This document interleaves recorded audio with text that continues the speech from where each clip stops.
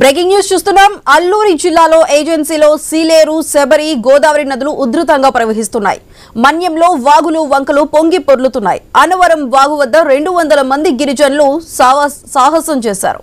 ప్రమాదకరంగా ప్రవహిస్తున్న వాగు దాటారు. ఏజెన్సీలో పలు గ్రామాలకు రాకపోకలు స్తంభించాయి. గర్భిణీలను పడవలపై అధికారులు హాస్పిటల్కు తరలించారు. గిరిజనులు అవస్థలు పడుతున్నారు. ఆంధ్ర, ఒడిశా రాష్ట్రాలకు రాకపోకలు బంద్ అయ్యాయి. ఏజెన్సీ గ్రామాలకు సంబంధించి మరింత సమాచారం మా ప్రతినిధి గణేష్ అందిస్తారు. గణేష్, చెప్పండి, వరద ఉధృతి వల్ల ఏజెన్సీ ప్రాంతాలు మొత్తం రాకపోకలు మొత్తం బంద్ అయ్యాయి. అక్కడ గిరిజనులు పడుతున్న అవస్థలు ఏంటి? వారం రోజుల నుంచి వర్షాలు కురుస్తుండడంతో చింతూరు మన్యంలో ఉన్నటువంటి సీలేరు, శబరి, ఈ గోదావరి నదులన్నీ కూడా పొంగి ప్రవహిస్తూ ఉన్నాయి.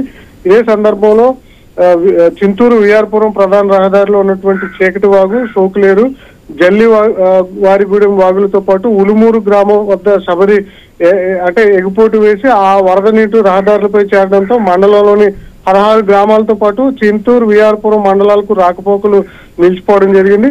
విఆర్పురం మండలంలో చింతలరేవుపల్లి, కన్నాయిగూడెం, తుష్టివారిగూడెం, అడవి వెంకన్నగూడెంతో పాటు సీమరామ సీతాపేట, అన్నవరం, ఉమ్మడివరంతో పాటు ఇలా దాదాపు 20 నుంచి 30 గ్రామాలకు పైగా రాకపోకలు స్తంభించడం జరగడం జరిగింది. అదేవిధంగా ఈ ఉధృతంగా ఈ అన్నవరం వాగు కూడా ప్రవహిస్తూ ఉండడంతో కూలి పనులకు వెళ్ళినటువంటి ప్రజలు తిరిగి రానటువంటి పరిస్థితి ఏర్పడడం జరిగింది. 200 మంది వరకు కూడా వాగులో చిక్కుకోవడంతో స్థానికంగా ఉన్నటువంటి అధికారులు వెంటనే స్పందించి వారిని వాగు దాటించడం జరిగింది. ఆంధ్ర, ఒడిశా రాష్ట్రాల మధ్య ఉన్నటువంటి కుయుగూరు వాగు వద్ద జాతీయ రహదారిపైకి నీరు చేరడంతో ఈ ఆంధ్ర, ఒడిశా రాకపోకలకైతే అంతరాయం ఏర్పడడం జరిగింది. ప్రధాన రహదారుల మీద, బ్రిడ్జిల మీద నుండి నీరు ప్రవహిస్తుండడంతో మన్యంలోని పలు గిరిజన గ్రామాలకైతే కొన్ని రాకపోకలు నిలిచిపోవడం, ముఖ్యంగా ఈ రాకపోకలు నిలిచిపోవడంతో గర్భిణీ స్త్రీలు చాలా ఇబ్బందులు ఎదుర్కోవడం జరుగుతుంది. అందువల్ల కలెక్టర్ దినేష్ కుమార్ వెంటనే స్పందించి ప్రత్యేక అధికారులను నియమించారు. గర్భిణీ స్త్రీలు మన్యంలో ఇబ్బందులు పడుతున్నటువంటి అంశాలను దృష్టిలో ఉంచుకుని వెంటనే పిహెచ్సిలకు తరలించే విధంగా ప్రత్యేక అంబులెన్స్లను సిద్ధం చేయడం జరిగింది. అదేవిధంగా ఏజెన్సీల్లో నిరంతరం కూడా పర్యవేక్షణకు ప్రత్యేక సిబ్బందిని ఏర్పాటు చేశారు.